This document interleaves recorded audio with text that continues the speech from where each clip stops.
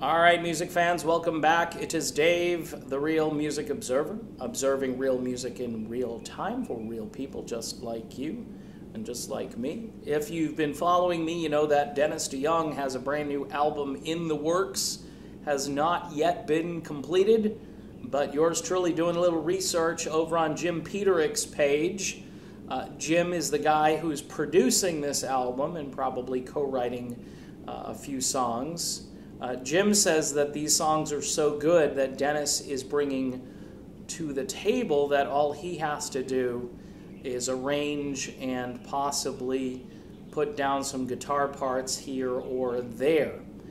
Coming from Jim Peterik, that's pretty high praise, a guy that was part of writing Eye of the Tiger, Hold On Loosely, Ides of March, Vehicle, and all kinds of other great songs that have hit the rock airwaves.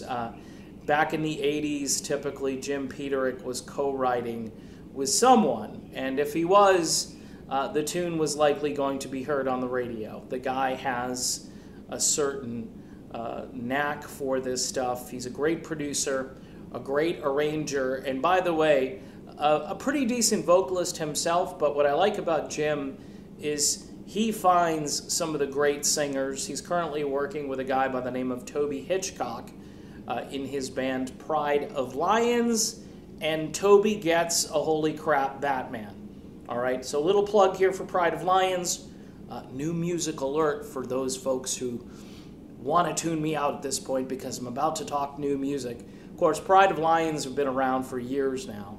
And if you haven't listened to them because you're stuck listening to Survivor or Styx, I can't help you. I tell you about these groups. Last year, they were in my top 10 or top 20 favorite melodic rock songs and albums from 2017. And it's just great stuff.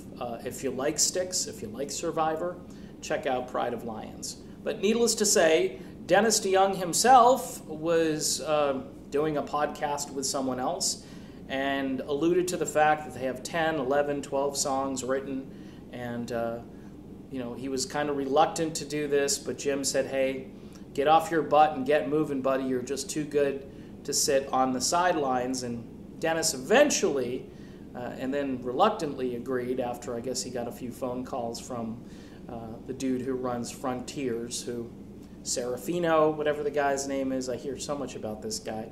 I wish they'd work with me and then understand that a guy like Jim Peterik, he's who you should have as your house producer rather than Alessandro. You should have Jim Peterik or somebody like him who doesn't do cookie cutter production. And even if you think Jim does do cookie cutter, his cookies taste good. All right, just saying. Just saying, Jim knows how to produce.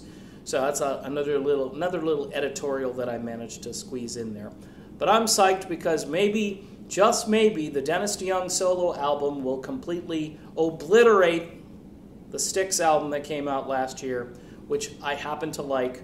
But I think Dennis and Jim Peterik are a great combination, and it's going to be fun to listen to this new music. And Dennis, buddy, I know you haven't reached out to me yet, but you've got an advocate full-time for this album. So when it comes out, unless it's complete crap, which I doubt it will be, you're going to hear a lot about the new Dennis DeYoung album from yours truly.